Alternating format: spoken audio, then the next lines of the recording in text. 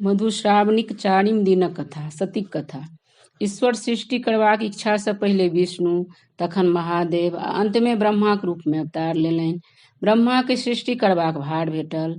तपस्या वर्ष ओ अपन शरीर से देवता आ ऋषि मुनि मुँह से शत्रुपा नामक स्त्री सहित स्वयंभू, मनु, दाहिना आँखि से अत्रि, कान से मरीच आ दहिना पाजर से दक्ष प्रजापति के जन्म देलनि। आब ब्रह्माक संतानो सब सृष्टि करय लगलाह। मरीचिक बेटा कश्यप भेलाह आ अत्रिक पुत्र चंद्रमा। मनु के दूटा बेटा प्रियव्रत आ उत्तानपाद, तीन बेटी आकृति, देवहूति आ प्रसूति भेलथिन। प्रसूतिक विवाह दक्ष प्रजापति सँ भेल, ताहि सँ 60 कन्याक जन्म भेल। ओहि में 8 कन्याक विवाह धर्म सँ, 11 केर रुद्र सँ, 13 कश्यप सँ, 27टा चंद्रमा सँ आ 1 गोट सती नामक कन्या सँ विवाह महादेव सँ भेलनि। चंद्रमा अपन स्त्री सब में रोहिणी के सबसे बेसी मानैत छलथिन, तें बाकी 26 बहिन के हुनका से बहुत डाह होइत छलनि। ओ सब अपन पिता दक्ष के एकर उल्हन देलखिन। दक्ष आसन जमाय चंद्रमा के बुझेबाक चेष्टा केलनि, किंतु ओ निष्फल भेल। दक्ष क्रोध से हुनका श्राप दय देलनि, अहाँ के क्षय रोग भ जायत आ संपूर्ण शरीर गल जायत। चंद्रमाक शरीर दिन दिन गलऽ लागल। ओ देवता सबसे गुहार लगौलनि, किंतु कियो हुनकर रक्षा नहीं केलनि। अंत में ओ अपन साढ़ू महादेवक शरण में गेलाह। ताबत चंद्रमाक देह बहुत गलि गेल छल, किछुए बचल छल। महादेव हुनका अपन कपाट पर चढ़ा लेलनि। हुनकर देह गलनाइ बंद भ गेल। तखन दक्ष के एकर पता लगलनि तऽ ओ दौड़ल महादेव लग गेलाह आ हुनका चंद्रमा के अपन माथ पर सँ उतारि देबऽ लेल कहलथिन। महादेव ई बात अस्वीकार कय देलनि। ओ अपन शरणागतक तिरस्कार नहीं कऽ सकैत छथि। दक्ष प्रजापति तहिए से अपन जमाय महादेव से असौजन कऽ लेलनि। दक्ष अपन तामस के देखबै लेल एक पैघ यज्ञक आयोजन केलनि। ओहि में सब देवता मुनि के नोत देलनि, किंतु महादेव के छोड़ि देलनि। यज्ञ प्रारंभ भेल। लोक सब देखबा लेल ओम्हर जाय लगला। देवतागण अपन विमान से चललाह। सबके अपन नैहर दिस जाइत देखि सती महादेव के ओकर कारण पूछलखिन।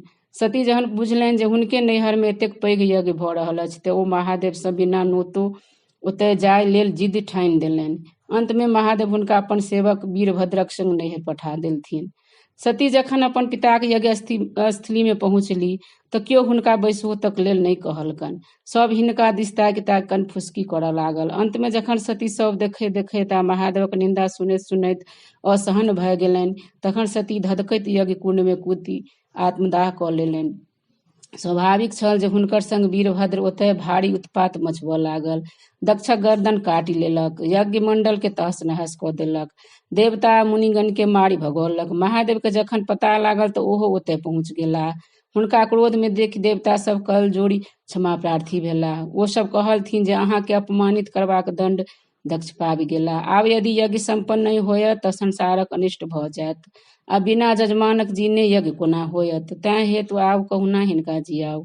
अंत में औढ़रदानी महादेव पसीज गेलाह आ यज्ञ में बान्हल बकरीक मूड़ी काटि दक्षक धड़ पर बैसा देलनि। ओ पुनः जीवित भय बो बो करय लगलाह। महादेव के हुनकर नव बोली बड़ प्रिय लागल। तहिए से लोक महादेवक पूजा के अंत में बो बो बू करैत अछि। दक्षक यज्ञ समाप्त भेल, किंतु महादेव बताह भऽ गेलाह। ओ सतीक सबके अपन कान पर लेने जतऽ ततऽ बौआए लगलाह। विष्णु भगवान के ई स्थिति जखन नहीं सहल गेलनि, तखन ओ अपन चक्र सँ सतीक सबके काटि काटि खसबऽ लगलाह। सती के अंग सब जतय जतय भूमि पर खसल से सब सिद्ध पीठ भय गेल। विष्णु महादेव के परामर्श देलथिन जे ओ कठिन तपस्या करथ। सती जखन पुनः जन्म लेती तखन ओ हुनका प्राप्त भऽ जेथिन। महादेव तखन कैलाश छोड़ि हिमालयक घनघोर जंगल में जा तपस्या में लीन भय गेलाह। पतिव्रताक कथा। एकटा राजा के 2 कन्या छलथिन, पहिल कुमारव्रता आ दोसर पतिव्रता। कुमारव्रताक अर्थ जे भरि जीवन कुमारि रहथि आ पतिव्रताक अर्थ जे अपन पतिये के सर्वस्व बुझथि तथा जीवन भरि हुनके सेवा में लीन रहथि, पतियेक आज्ञा अनुसार सब कार्य करथि। राजा पतिव्रताक विवाह एक राजकुमार से कराय हुनका सासुर पठाय देलनि। कुमारव्रता के नंदन वन में एक कुटी बनाय हुनका रहबाक व्यवस्था कऽ देलनि। एक दिन एक सिद्ध योगी ओहि वन देने जाइत छलाह। एक कौआ हुनका माथ पर चटक कऽ देलकनि। योगी क्रोध सँ कौआ के श्राप दऽ देलनि। कौआ जरि कऽ भस्म भऽ गेल। साधु भीख मंगैत मंगैत पतिव्रताक ओतय पहुँचलाह। पतिव्रता कहलथिन, नंदन वन में आगि लागि गेल छै। ओहि वन में हमर बहिनीक कुटी छनि, ओकरा बचा कऽ आउ, ताबत हम तुलसी के बेढ़ दैत छी, तखन भीख देब। साधु हुनका डरौलथिन, हमरा जँ शीघ्र भिक्षा नहीं देब तऽ हम श्राप दऽ देब। ताहि पर पतिव्रता कहलथिन, हम कौआ नहि छी जे अहाँक श्राप सँ भस्म भऽ जायब। ई सुनि साधु अवाक रहि गेलाह जे ई स्त्री तऽ हमरो सँ बेसी सिद्ध अछि। बाबाजी तुरंत नंदन बन गेलाह। ओतऽ ओ देखलनि जे समस्त वन में आगि लागल छैक, खाली कुंवरव्रताक कुटी पवित्रताक प्रभुत्व सँ बाँचल छैक। बाबाजी तखन कुंवरव्रता सँ कहलथिन, अहाँ भरि जन्म कुमारी रहि के तपस्या केलहुँ, किंतु अपन कुटी के नहीं बचा सकलहुँ। अहाँक कुटी पतिव्रताक अप्रभाव सँ बाँचल, तें ई सिद्ध भेल जे कुंवरव्रता सँ पतिव्रता पैघ होइत अछि। ई सुनि कुंवरव्रता निश्चय केलनि जे ओहो विवाह कऽ पतिव्रता बनि जेतीह। भोर भेला पर जाहि पुरुषक दर्शन हुनका सबसँ पहिने हेतनि तिनके सँ विवाह कऽ लेती। भोर भेला पर हुनक प्रथम नजर एक कुष्ठ रोगी पर पड़ल। ओकर शरीर कुष्ठ सँ गलल जाइत छलैक, तैयो ओ निश्चयक अनुसार ओकरहि अपन स्वामी बना लेलनि।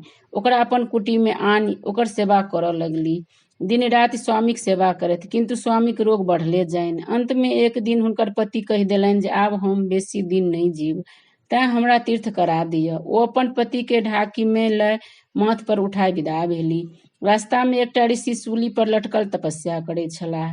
पतिव्रता जखन अपन माथ पर सँ ढाकी उतारऽ लगली तऽ ऋषि के डाँड़ में चोट लागि गेलनि। हुनक समस्त शरीर कनकनाय लागल। ऋषि हुनका श्राप दऽ देलथिन, जाहि स्वामी लए तो ऋषि के एतेक कष्ट पहुँचेलनि से स्वामी सूर्योदय से पहिने मरि जेथुन।